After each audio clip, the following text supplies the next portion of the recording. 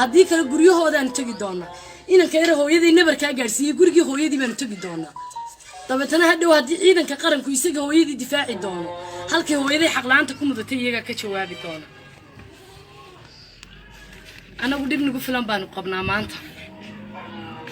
intaa iguna waxaanu dacwadu nahay oo aanu washkatoonaynaa oo aanu cid ka filaynaa in ilaamihii cadaaladda ku shaqada lahaa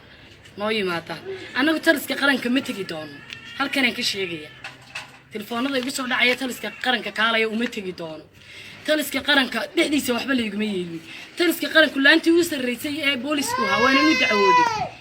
waananu dacwooday jawaabtan kala kulmayna waanigii idinla wadaago waxaan kala kulmay in moobilkaygii muhiimadda la siiyo oo ana hooyadayda ma tagaysana la eegin gogolaantana ku jiifnana la eegin waxaana cunayana la eegin dhulkiina la jiday oo kaa farahayga ka yihiin dhamankayga waxa ku dhacayna aan la eegin jirkayga qaybaha qarsoonna ay rifeertadayda ku cad yihiin marka taliska qaranka anagu inuu isagu noo yimaado oo waxaanu qabnay aanu dhibanaha unayna la eega ma ogiye intaanu tagno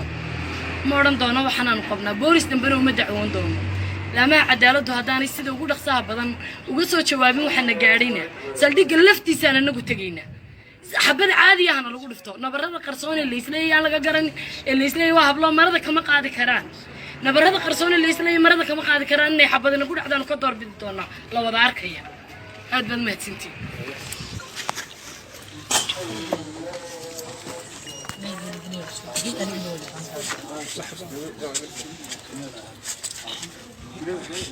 بسم الله الرحمن الرحيم تمام وانت نوت فيديو السلام يا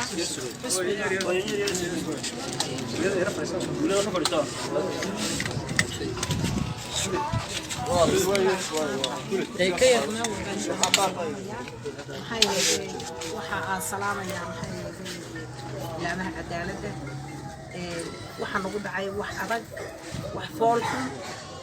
weligay yaa lahayna kama fikirin taasaad Somaliland kala kulmaysaayo mabaan lahayn maxay ahayd waajibkeeda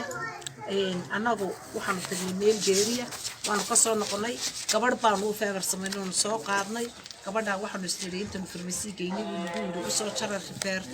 refertadii anagoo doonayna oo nin yiri taliyaan ahayo aanu jaantiisana garanaynin meesha joogo ayuunbu ina yari kadinka kaga bilaabay afar askari oo inantaydii saaran oo dhulka jiifto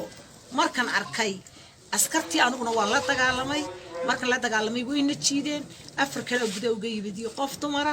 taliyahaas wuu taagnaa waxaanu leenahay kitaabka quraanka ee ummadda ku kala baxdaha nolol mariyo inaan isdeedaanin iyo gabadha sagaalka qof aanayna gacan saarin markay noo taag waayeen dhulkii ku dhici weynay inantaydii aan kiciyeen waxaan ku wari aan la gelin oo biiga dhexdiisii